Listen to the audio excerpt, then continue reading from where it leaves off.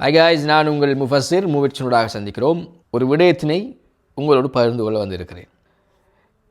நான் வேலை செய்கின்ற வேலைத்தளத்தில் இந்திய நாட்டைச் சேர்ந்த முகாமைத்துவ தரத்தில் இருக்கின்ற ஒரு உயர் அதிகாரி, ஒரு தமிழர் இன்று வந்தார்.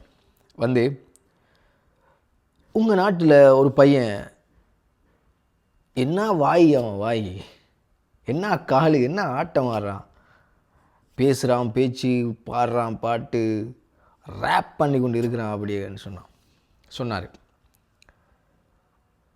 அப்போ நான் ஃபஸ்ட்டு சொன்னேன், வேடனா, அவர் இந்தியா தானே, நான் சொன்னேன் வேடனா, கேரளாவில் இருக்கிற வேடன்.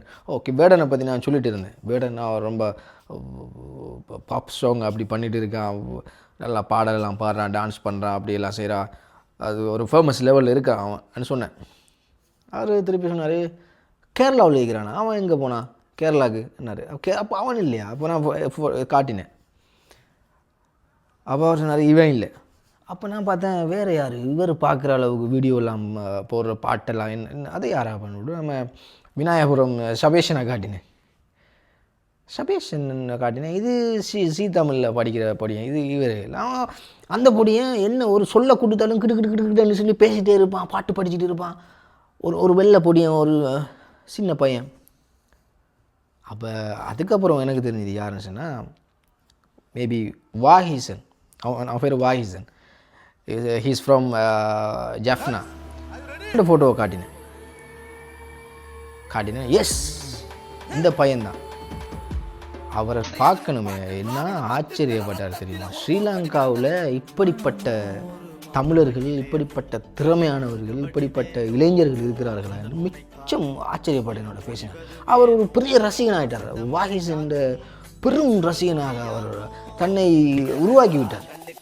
நான் 10-15 வீடியோ சேவ் பண்ணி வச்சுக்கிறேன் வாகிசன் சொன்னேன். தேர்றார் ஃபோனில் விடுவேன். இல்லைண்ணா, ஓகே எனக்கு தெரியும் வாகிசனை என்று சொல்லி சொன்னேன்.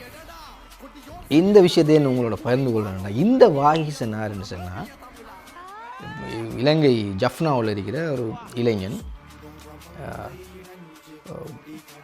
அவர் ஒரு பாப் பாடகர், ஒரு நாட்டார் பாடல்கள், புரட்சி பாடல்கள், தமிழ் ஈழத்துக்காக அதிகமாக படிக்கிற பாடல்கள்னு சொல்லி தன்னை உலகெங்கும் இருக்கிற தமிழர்களுக்கு மத்தியில் பிரபலப்படுத்தி கொண்டு வருகிறார். திறமைசாலி. நான் அவரை டிக்டாக்கில் ஃபாலோ செய்து வருகிறேன். நான் நினைக்கிறேன் 2-3 வருடங்கள் தான் இருக்குது. 2-3 வருடங்களுக்கு முன்னால் அவருடைய நண்பர்களால் இந்த பேரை சேர்த்து அவருடைய சின்ன ஒரு அறையில் மியூசிக்கை போட்டு பாட்டை போட்டு பாடல்களை எழுதி வசனம் அமைத்து பாடிய ஒரு இளைஞன் இன்று ஐரோப்பிய நாடுகளில் இருக்கின்ற தமிழர்களோடு அவரை அழைத்து